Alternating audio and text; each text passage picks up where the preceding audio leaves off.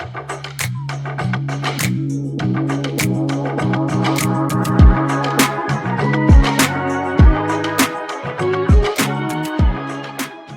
thanks for joining. Today I'm talking more about eye tracking data. So that's where I came up with this title for data privacy being in the eye of the beholder. But I have a few different dimensions of what that means. So we'll get into that as we get started.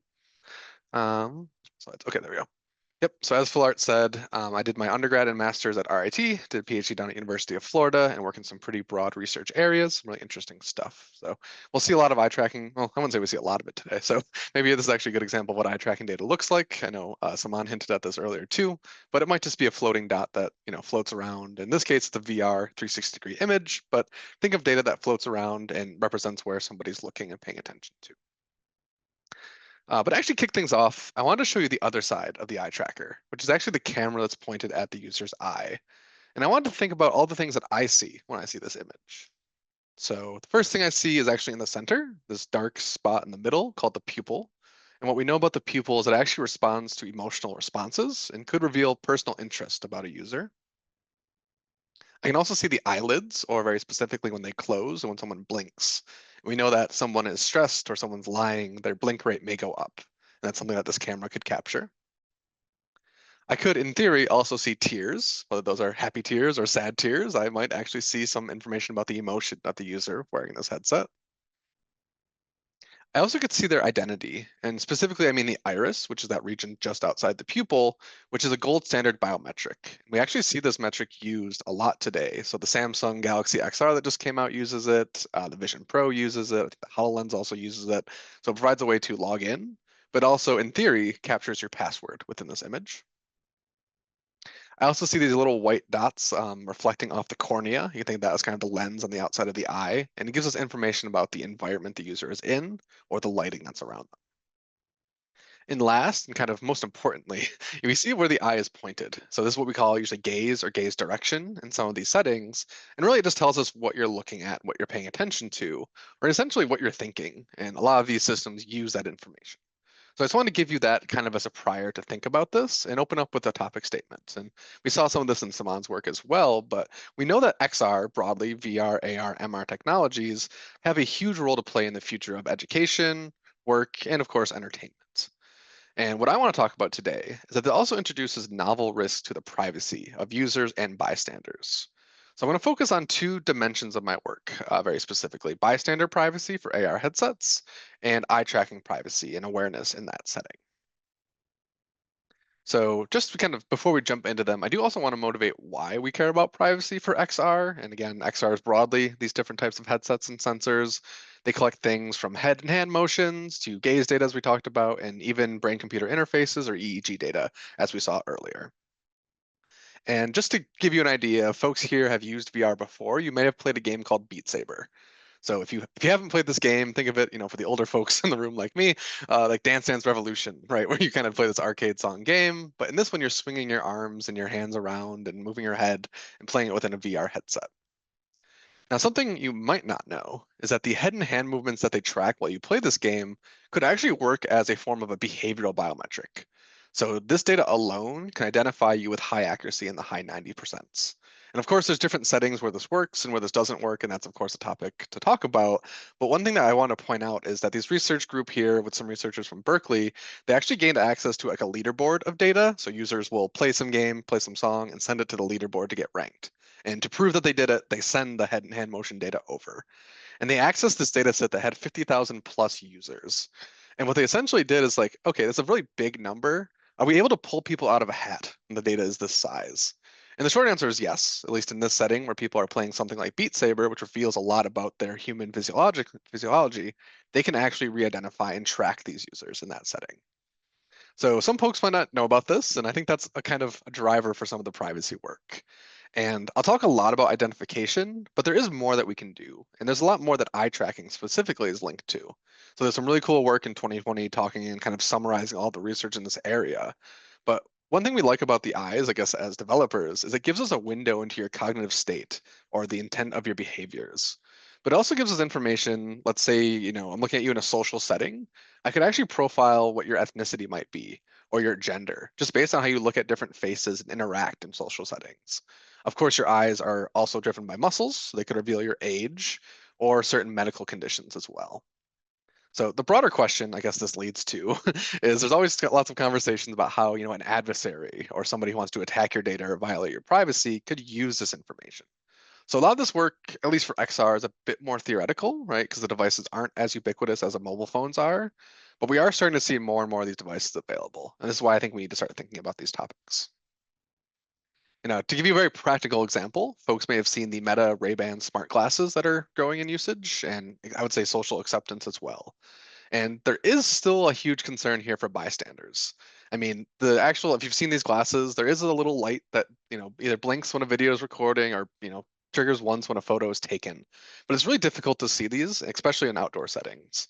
And just kind of from this article that I put up here, it's actually pretty easy to tamper with this if you want to be adversarial. Now, at the same time, this sounds kind of negative and people wearing cameras around isn't very comfortable. But there actually are a lot of good applications here. And one of those would be accessibility. So users with visual impairments, for example, can log right into a service called Be My Eyes. So it integrates directly with the glasses. And volunteers could actually sign up to see your camera feed and assist you in whatever way you need to be assisted through this type of process. And what this kind of does is it puts at odds some of the privacy of users around you with the utility of the user wearing the headset. And there's some work on this. I put a Usenix paper up here as well. So all I'm trying to point out is there's something at odds with the kind of privacy and utility of these technologies. So just to kind of build off that bystander motivation specifically, I want to jump into bystander privacy. And something the way I've thought about this, and I'll talk about a system we built here at VT, is that our threat model might assume that the actual person wearing the headset is innocent. Let's say you just downloaded a third-party app from the App Store. It could be text translation or the assistive technologies and things that would, reasonably ask to use the head-worn camera, and you would probably say yes to allowing it to use it. Now, the risk here is that they might log all of this data and do something else with it. And this puts bystanders at risk, of course. And we really focused on faces, as faces are a first order biometric. You unlock your phones with them, and it says a lot about you and something that we can search. So I also wanted to play a video. Folks here might have also seen this already. It made the rounds on social media a little while back. But folks actually took these Ray-Ban glasses, walked around and recorded video. So you can see this here, and they did perform face detection on these streams and hooked up a system to just plug this into what also exists in terms of databases of people's faces and actually could identify them, just people out on the street. So here they are prototyping the system, right? It can automatically look for a face in the field of view, do this automatic search, and pull up some information about this person. Now here's them actually doing this in the real world in a subway, and you can see this interaction happen.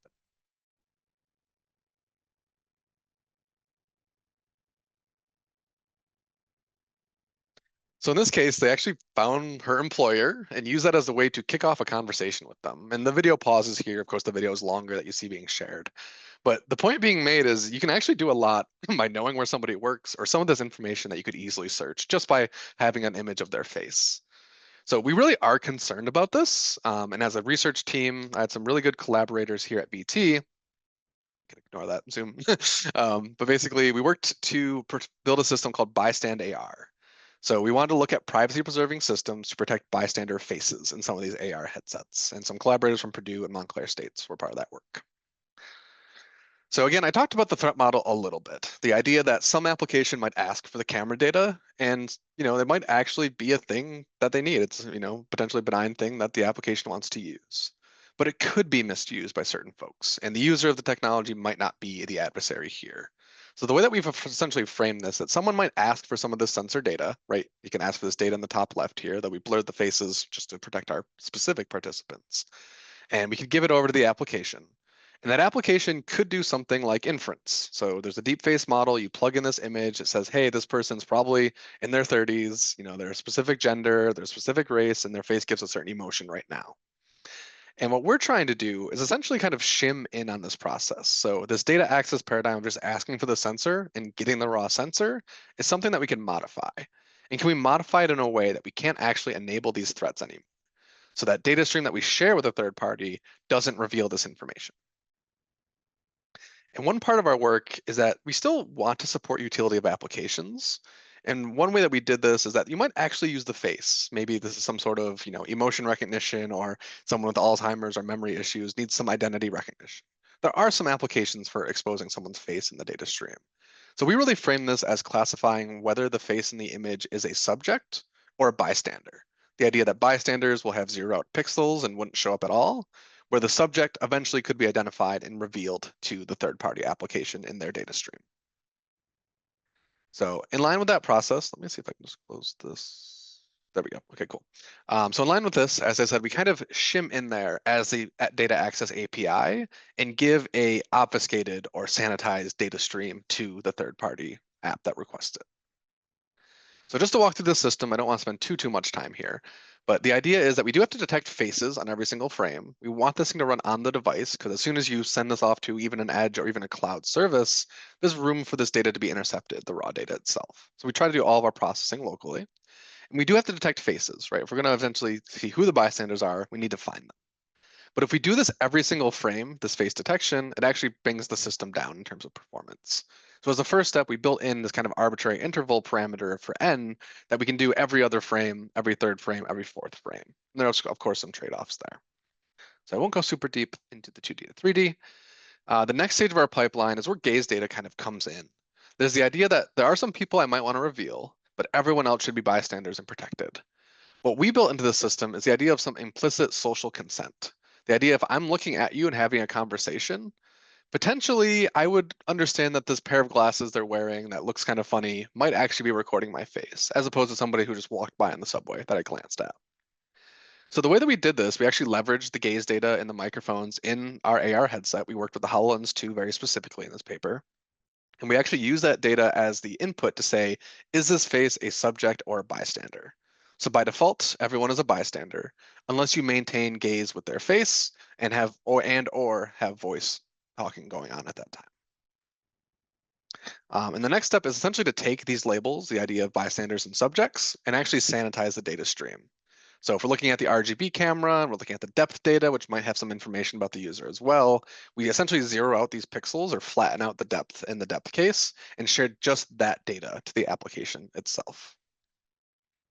Now, this was more of a systems paper, so we had kind of a systems evaluation that looked really at what can we protect about privacy versus what we enable for utility in that sense of a trade-off.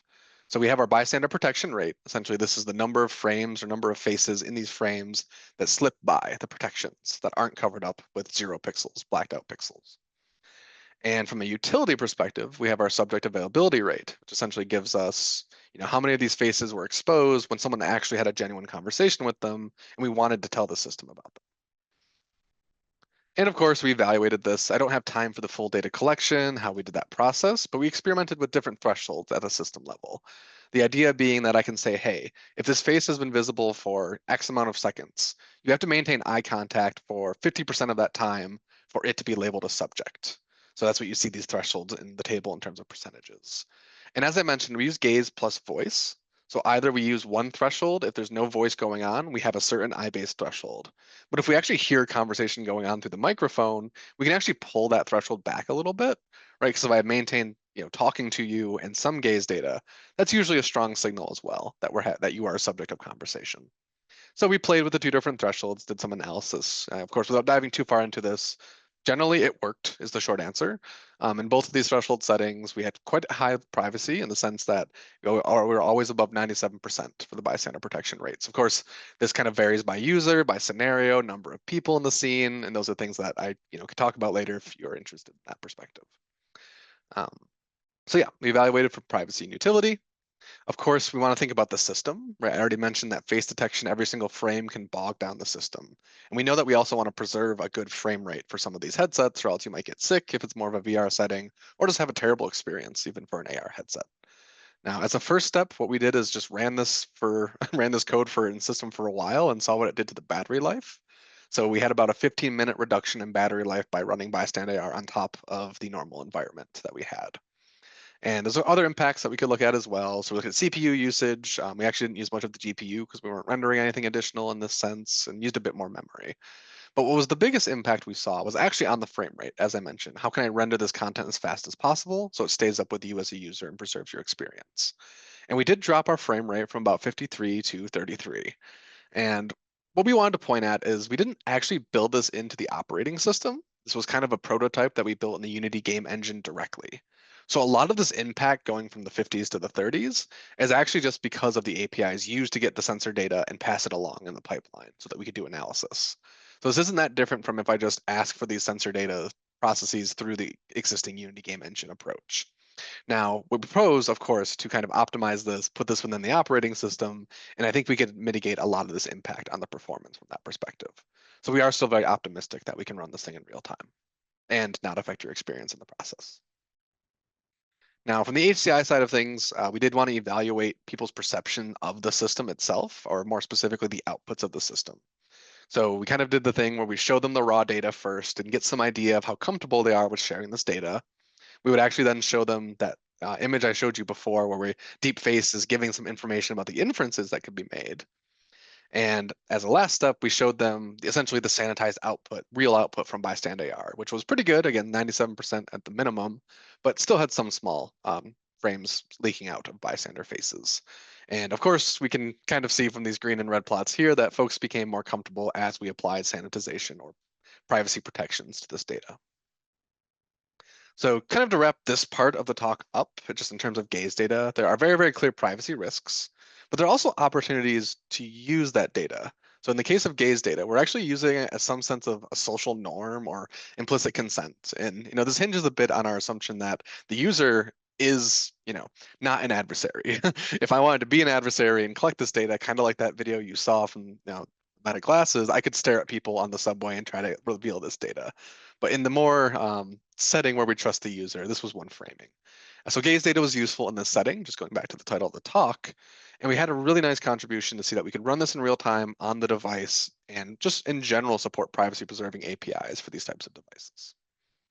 So with that, I'm going to actually transition over to talk about eye tracking as a sensor, but I did actually want to pause and maybe take one question, just because I'm doing okay on time at this point, and this topic is still pretty fresh. So does anyone have just one question at this stage that I can answer?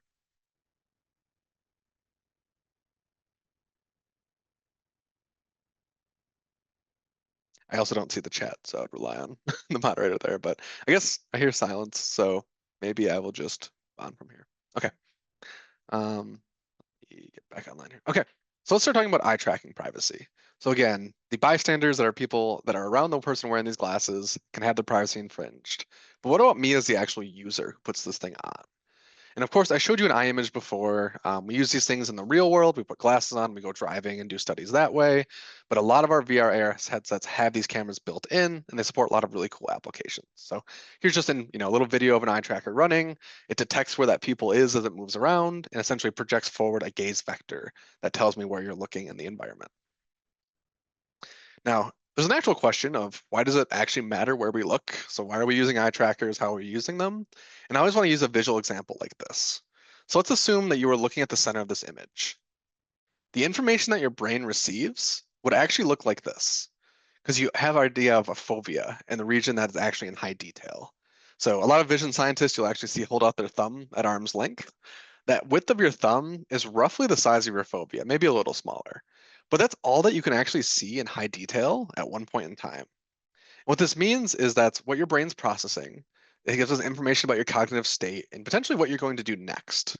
It gives us a lot of information about user experience and your own human behavior in that sense. So it does matter whether this is more for a research study in an academic setting or for driving an adaptive system. So likewise, we can expect that XR systems use this signal for many different things. One great example is in terms of computer graphics. There's something called foveated rendering. So they take advantage of that resolution and actually have some performance tricks where things that are in your periphery are rendered at a much lower resolution, and you won't even notice. And from the interaction side of things, this is just an image from Meta where they used to use the term the intelligent click. I'm not actually sure they use that anymore. But there's the idea that, if I look at something or I'm interacting with something and I make a click at the right moment, the system would just know exactly what I wanted to do, whether that was from past gaze data or some other sensors. So as a whole, my dissertation work that Philar had mentioned was really focused on gaze data and privacy along the pipeline from the sensor itself, which I showed you, to when I share it with applications and to when I put it in data sets and release that out to the world. Now, given the time for today, I'm actually more focusing on real-time applications. So I might be animating the eyes of a virtual avatar. I might be selecting something with my gaze data or performing foveated rendering in the case that you saw before. So we're really going to focus on live data streaming, sample by sample over time. And just to define, I'm going to use the word privacy mechanisms. So in this setting, a privacy mechanism is some method that adds noise or otherwise manipulates that gaze data stream with the goal of reducing the risk of leaking private information. And again, a lot of this work really focused on identification, though we do know that there are broader risks that we could evaluate as well. So you can see in this kind of 2 by 2 grid here, right? One approach would just be to add Gaussian noise, so just offset the spatial gaze positions. We can smooth them as well. We can downsample them both spatially and temporally. And these are the pretty standard approaches that have been evaluated most recently in 2024 with a VR paper on this topic. And again, they really focus on re-identification and how these mechanisms and parameters can make it so I'm more anonymous in my data. So this is a figure from that paper. Again, this was my advisor's group, so I wasn't actually contributing to this one. But you might see a plot like this. We had these solid lines that are mapped to the left side, which is the re-identification accuracy on the y-axis. We have these dashed lines that are connected to something called area of interest on the right-hand side. Think of that as utility at this point. And the idea is we're trying to see, if I go from left to right on the x-axis, I increase the amount of noise or the amount of privacy, what happens to re-identification and what happens to the data utility. So in this case, we can actually see that these things start to slope down, right? And this is expected. More noise to the data gets rid of the signal that was being used, and it makes it harder to re-identify somebody from that shared gaze data itself. Now, of course, adding noise will affect the avatar, and I've done some studies where avatar eyes just jump all over the place because of so much noise that you've added and seen what that does to a user experience. In this case, they looked at area of interest, so kind of the idea that gaze collides with different targets or objects that are relevant to the VR task, but you can swap that in for whatever application or utility that you're looking to do. So the goal of this slide is just to say that there's a trade-off, and then I can use these privacy mechanisms to really make it so it's hard to re-identify you from the data that you share. And this leads me to kind of the second paper that I'll be presenting, which was actually presented just a few weeks ago at ISMAR 2025 in South Korea. So this was led by some undergrads as well as one of the PhD students here and some collaborators at RIT. Ironically, collaborators I've never met while I was there doing my BS and MS at RIT. I only met them after I graduated. And also as a note, this actually was an honorable mention paper award winner, which is really, really nice. And what we did focus on here was visualizations and privacy risk for AR. So let me dive into that. So just again, as a high level framing, I talked about eye tracking privacy mechanisms from the research perspective. But if I think about the actual deployment of these things, there are things we can do. As I said, we can add noise, we can reduce the sampling rate. But in reality, the developers are the ones who turn this on. The users, if I go and buy a new headset and go to the settings, I can turn eye tracking on, but I don't see any of these settings, at least today. And the idea is that maybe a developer who is very benevolent might enable this in their application. And in fact, there's something called MetaGuard. This was a WIST paper in 2023. If you were a Unity developer, you could pull this thing down, add it to your environment, and actually add this type of privacy preserving approach directly to your experience. The only problem is we don't actually know about their adoption on consumer devices, if there's any, right, from what we've observed. Along with that, we also can think about privacy and security indicators if we want to make people more aware of what's going on. And again, you might see some examples here. These are some icons that can very quickly inform users about what's going on. But we haven't quite seen these actually translated to XR environments. And some icons might not be able to explain these kind of new type of sensor data that we're getting, whether it's eye tracking, EEG, etc. And what this really keys in on too is when I consent to give up this data and share this data with an application, with my operating system, with my phone, with some sort of platform, right? You kind of see these things pop up. It's allow, maybe allow this time, don't allow ever. I think we're used to seeing this on mobile phones. And really what it's doing is trying to get away from this idea of legalese to making things very, very quick and very simple. So this is, of course, a calendar request asking for location. But you can think about how these different things might, whether it's asking for a camera for the Meta Ray-Ban glasses, for example, might be used to violate others' privacy or your own privacy if it's EEG brain data or eye tracking data. So what we're kind of building toward with this work is how do we actually improve privacy notice for XR data streams? Could we make people aware of what they're agreeing to when they hit allow in this type of pop-up? So there's some existing work here. So this was actually presented in 2024 at ISMAR on virtual reality. And we use these things called visceral interfaces, and I'll talk a little bit more about them. But the idea is that we just visualize the gaze data as the user makes their interactions to try to inform them about what that data stream is actually telling the application, right? Because if I turn eye tracking on, I don't typically see this type of floating crosshair and tendril in front of me. It's just on, and maybe I use it for selection, and maybe I see it in some ways, but I don't see every single sample. So you could argue that it's a little bit annoying to see this thing on the left, right? I see this thing everywhere I look, follow everything that I look at. But as an onboarding experience, it might be very useful to understand my own data. And we had some other designs as well. So we see this little floating icon of eyeballs over here on the right-hand side as well that gets animated with their eyes. So essentially, the goal here was to inform users through a visualization experience. We did see that people change their behaviors after using them, and they're less likely to opt into data sharing with their certain purposes and certain entities or different people. And I think the gap that I'm pointing out here is that we started to explore this space, which is really good, but we only considered raw gaze data. We didn't actually think about, well, what if we apply privacy mechanisms to this data? And does that change their data sharing behaviors as they start to experience and see their own data streams? So again, this is the same figure that you saw before, and our motivation, as I just mentioned, is what does role does privacy mechanisms play in this? Because it might have, I might be less willing to share my data when it's raw data, but maybe if I turn on Gaussian noise or some of these other settings, I might be more likely to share some of this data in that setting. So the gap that we looked at very specifically with this paper is that we haven't really put these privacy mechanisms themselves in front of any users at all. We kind of just did these experiments offline. We had some data set and said, okay, here's the trade-off between privacy utility. Here's a recommendation. But again, we never dropped it in front of the user and saw their experience with them. So we see an opportunity to use these visceral visualizations and visceral notice to relay information about privacy mechanisms. So just again, to summarize that research gap, right? We want to use augmented reality visualizations to increase understanding of data streams as well as privacy mechanisms. And something that we can ask here is like, is there alignment in what of these three mechanisms I feel is the safest versus what these offline analysis identified as having optimal trade-offs? So from a design side, we have some really cool gaze visualizations. You saw a preview of them before. We have this little tendril, we call it the little blue line that jumps around with a crosshair. And this taps into some of the components of visceral notice. I don't have a lot of time for visceral notice. It's a very theoretical back end to privacy. We can talk about later if people are interested. But it's very overtly telling you, where's my eye pointing? I see this thing move around. Again, it's kind of distracting, so you might not leave it on all of the time as a recommendation that we put forward that you kind of onboard somebody with it and then turn it off within an application. The other option is what we call the icon. So you see these floating eyeballs before, excuse me. In this experiment, we actually tried to embody them in the experience. So you see this floating cat in the top right corner of that rightmost image, where we actually put the eyeballs right on the cat itself and had them animated to move around. And part of this was because in our initial evaluation, they call those eyeballs really creepy. And that was kind of the point. The idea of familiarity as warning is maybe some blinking red dot that the Zoom is recording like it is right now. Or some idea that I'm actually being watched because the eyeballs are looking at me, even though they're animated with my own data.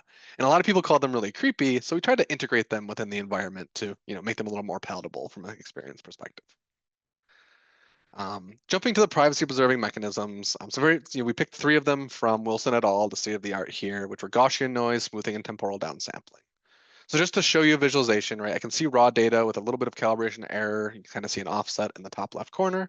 Someone just looking around at these dots. Now you can see this with Gaussian noise added to the stream. So of course it, jerks around a lot. It has a lot of spatial jitter to it.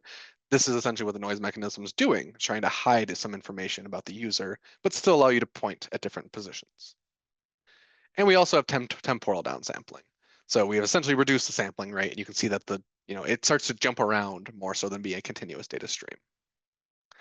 And we also have smoothing. So it takes past gaze samples into account and gives us one nice weighted smoothing approach. So we still see a blue tendril, we still see pointing, but we might even get some latency in our gaze pointing, for example. So I already showed kind of a lot of these videos, but you can see the tendril jump around. This person on the left is walking through an AR art gallery. So, the virtual content is the art pieces themselves, but they still see a real hallway in front of them here in Gilbert. And they can see that tendril jump around. Another example, we see them playing a game on the right-hand side. So they're trying to look at squirrels, selecting them, and they're trying to avoid looking at cats. So they can actually use gaze very actively as opposed to very passively being tracked, which you see on the left-hand side. We see the same task here with the second interface. So in this case, it's those eyeball icons that are essentially being animated. We stuck with the floating eyeballs for the art gallery task, but for the gaze-based selection task, we dropped it onto a cat, which is kind of the reminder of what your distractor target class is. So of course we have some research questions that we put forward, right? How do these things impact privacy attitudes and data sharing? Very similar to the VR work. Do the user preferences that we see actually, are they actually consistent with some of the VR findings? Because we are jumping from a full virtual world to actually seeing some of the real world and potentially revealing some interactions with the real world, not just virtual content. And for the third one, do we actually perceive these privacy mechanisms to have the same ranking order as they did in the offline analysis? And how does this in general affect their preferences? So I don't have a lot of time, so I'm not going to go over the user study flow, but pretty basic work here. We brought in a lot of people and had them do a lot of things to collect all this really, really interesting data. I've already showed you the art gallery, so I don't think I need to stop here. And I already showed you the gaze-based selection task, which was also a new task relative to the VR work. Of course, we had some demographics. We had 34 total. We had a pretty consistent age range. I'm not going to dive too far into this from that perspective, but happy to talk more. Just to jump into some of the results that we generated. So again, we brought people in, surveyed their attitudes and sentiments for data sharing, and then asked them the same questions after they'd done this whole experience. And the idea was, before and after this experiment, seeing any of these interfaces, does any of your behavior change with who you'd want to share this data with, or for what purposes? We didn't actually see any significant results for data purposes in this case. And we also didn't for the entities. So who I share data with. Maybe my employer has different trends than a local business, than some health agency. And of course, we see differences between the entities, I should say, but we don't see change from the pre and the post. And this is a bit in contrast to our VR study, where we actually saw some changes very specifically to government agencies not related to health, other users at my employer's workplace or at my workplace, I would say, and to support specific VR features. So that was one difference that we saw, but we didn't see a major change in terms of significant differences pre and post in that perspective. We did also ask about attitudes towards the actual interfaces themselves, right? The idea that the tendril does some things well, that does it differently than the icon itself. So I don't want to dive super deep into this setting, but the idea is that the tendril tended to be most distracting, and that was clear from both our past study and this study, but ended up being more informative and giving more information in certain settings. So just to summarize that RQ1, we didn't see significant differences for data sharing, but we saw some consistent trends with that VR data regarding the tendril interface specifically, the blue line moving around. We also evaluated these things in terms of the mechanisms, in terms of user experience. So we used the UEQ questionnaire, which some of these folks might be familiar with.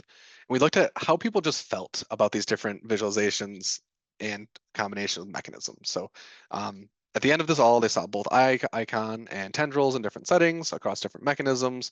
How did you feel about the different mechanisms as a result of that? And we see some big differences, mostly with Gaussian noise. That's the orange bar in a lot of these cases. It ended up not being very attractive. It kind of makes sense, right? It just jumps around all the time. And people actually had a lot of preference for that smoothing mechanism, which I'm not sure I actually said before was actually the optimal one for privacy preservation. So we got some information about user experience on these specific mechanisms. Gaussian noise kind of fell to the bottom there. And we also asked people about their attitudes toward eye tracking in general as a modality. So, pre and post, are you more familiar with eye tracking data after doing this study? And that was a strong, significant difference that we found. Do you understand eye tracking data more after doing this study? And that was something that we did find in terms of significant differences. So there's some work, or there's some interesting finding in terms of people who, because we had a between group study for the task. So some did all gaze selection and the others did all art gallery. We saw some differences there in terms of mental concern. What mental concern essentially means, like, you know, what I'm thinking about being revealed in this data when I share it.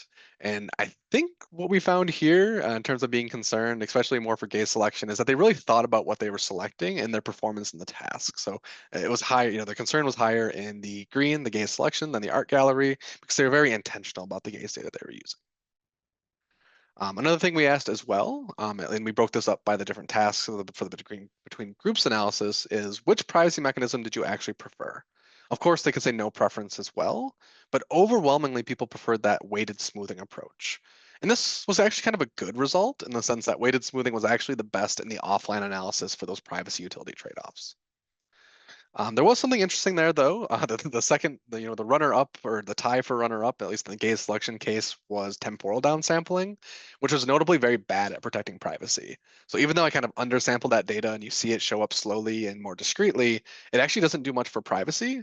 But some folks put it essentially on par with Gaussian noise, whereas Gaussian noise was far superior to temporal downsampling, which was still inferior to smoothing overall in terms of trade-offs. So yeah, to summarize that was pretty consistent with what we saw before. I'm going to move on just for the sake of time. So kind of at the end of this all, visual interfaces are this really cool, interesting way to do visualizations. You might not turn them on all the time, and that's something that we really try to recommend is it's good for maybe educating a policymaker or someone at a company who just doesn't use these things, but is making decisions about this, these types of data streams and these types of headsets. But it also might be good for new users, right? If I've never turned eye tracking on before, could I give you a little bit of an onboarding period and then turn that visualization off?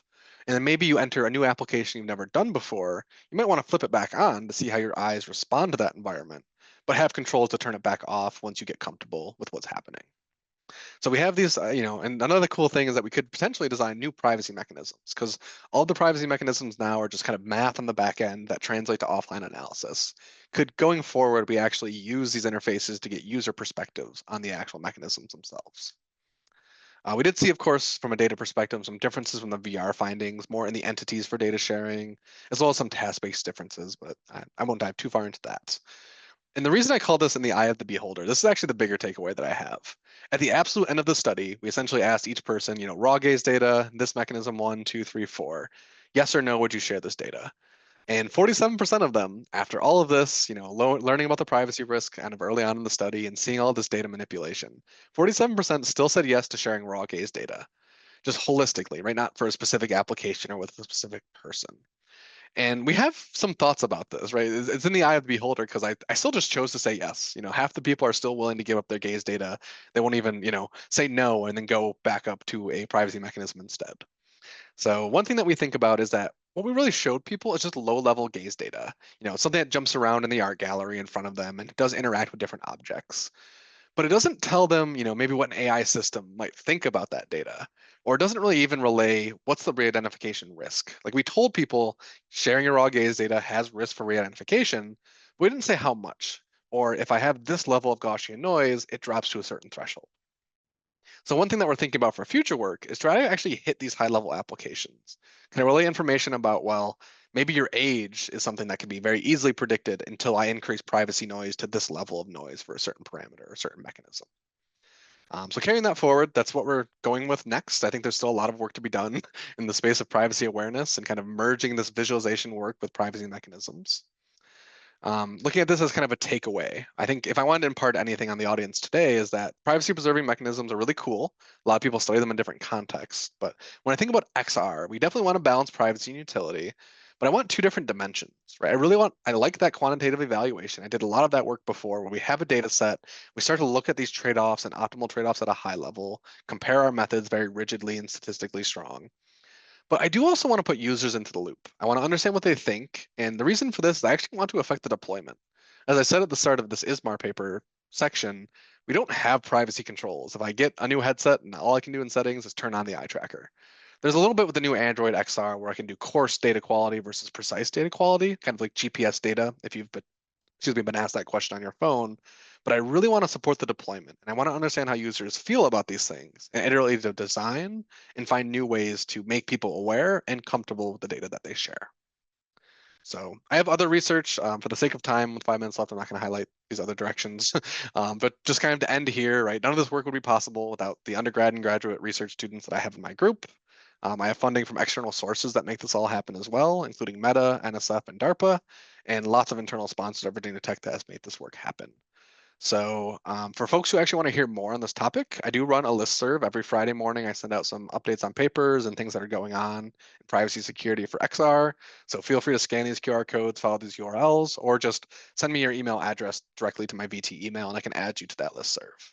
So yeah, I think I want to stop here and take some questions for the time we have left.